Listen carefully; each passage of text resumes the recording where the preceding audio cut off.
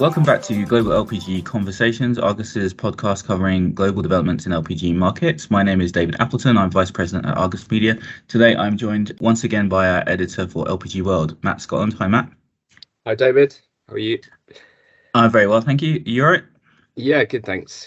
Good. And we recently spoke to Matt about the coverage that we've had in Argus LPG World on bio LPG, and we're going to switch gears a little bit today to something which is a little bit more conventional, and that's LPG storage. Once every couple of years, we've had a tradition in LPG World of doing a global storage survey where Matt and our editors and reporters around the world gather up data on developments in obviously this key part of LPG infrastructure. And then we publish those results in LPG World. It's a big list of all the facilities and their sizes and so forth around the world and locations and so forth. And so today we're going to have a little bit of a chat about what we learned from this year's survey, which was just published past month or so. So Matt, let's just start with the basics. What are the main takeaways from this year's survey?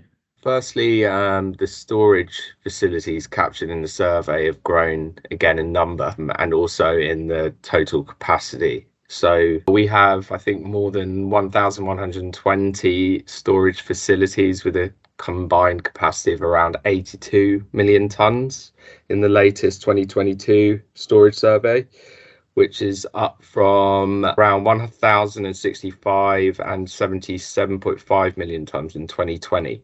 This is partly because we were able to identify new facilities and expansions at existing facilities, but also from adding countries that we have previously excluded. And it's also because we are obviously constantly verifying and updating the data that we have.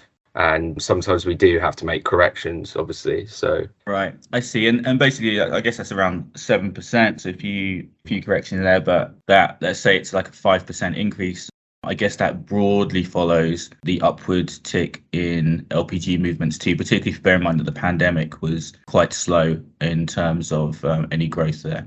And very interesting. And in terms of the countries or regions, where are we seeing the most new storage infrastructure? China continues to drive most of the global and Asian growth, with the country's storage facilities growing to 120 with a combined capacity of 5.3 million tonnes, and that is up from 109 totaling 3 million tonnes in 2020. So it's considerable growth again in China. Our excellent team in Shanghai has also identified 16 projects that are still due to open this year or in 2023, and those will add another 1.4 million tonnes of storage space. You also see fast expanding capacities, although not quite to the same degree as China, in emerging markets like Bangladesh and Nigeria, while Canada's recent move to become a significant exporter from its Pacific coast has also boosted storage capacity there. Very interesting around those other countries too. And of course, China really is the biggest one, and we've obviously covering the Chinese market very extensively at the moment. In terms of the rapid storage expansion, what is largely behind that in China? Largely because of the country's investment in new PDH or propane dehydrogenation facilities. It's a sector that's really boomed over the past 10 years, and it looks set to continue growing, albeit at a slower pace for perhaps the next 5 to 10 years. The country's PDH production capacity has nearly doubled to 12.4 million tonnes per year this year compared with 2020 when the last survey was released. A lot of this won't be integrated with refinery production of propane, so the country needs to keep importing more propane, with this predominantly coming from the US. But what's interesting is that these new facilities are not just rigid storage centres, in the sense that the petrochemical companies use them just to fill and then consume the propane or butane.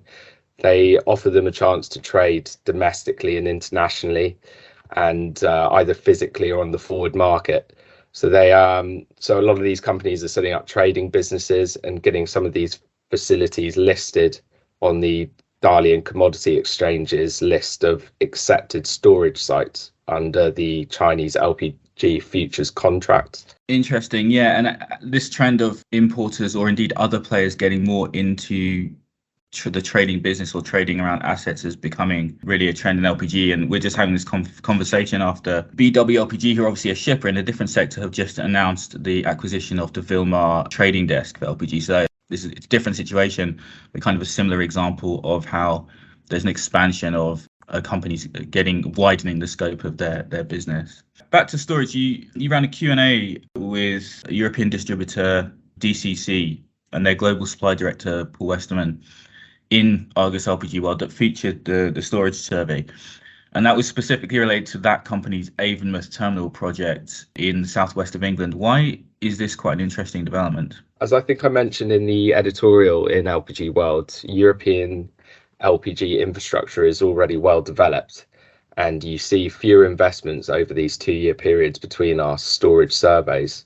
This is a good thing in terms of the region having a developed market and developed infrastructure in place, but it also creates logistical difficulties in the event of unexpected supply disruptions, because there are many more hurdles, obviously, to investing in large projects of this type than there is in, say, in developing or emerging economies. A good example of the problems that can arise has been seen following the conflict in Ukraine and the loss of exports from Russia to Europe at the same time that you have refinery LPG supply constricted by high natural gas prices. So you have a considerable bottleneck getting LPG into mainland Europe, with a huge amount having to go through the ARA hub.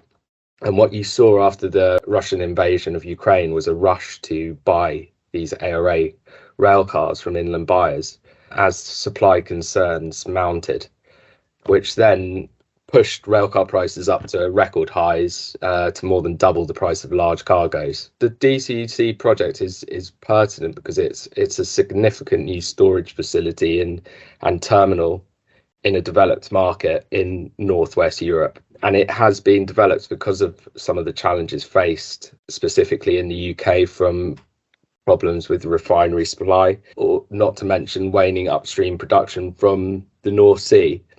And it's enabling DC to eventually import more supply, and given its location on the southwest coast of the UK, probably from the US. Right, I see. Yeah, this trend with falling refinery supply, I think, that's been exacerbated quite significantly with natural gas prices being so high in Europe this year. But more broadly, I think the Argus consulting view on this is that we've really reached peak availability in terms of local production. So, assuming we continue to have a healthy LPG market in Europe, I guess there will be a need for from time to time for additional storage facilities. Yeah. Great.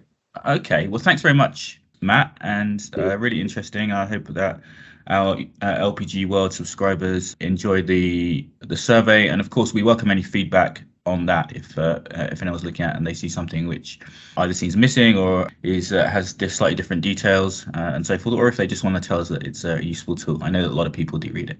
Great, thanks very much again, and we'll speak again, I'm sure, on another topic soon.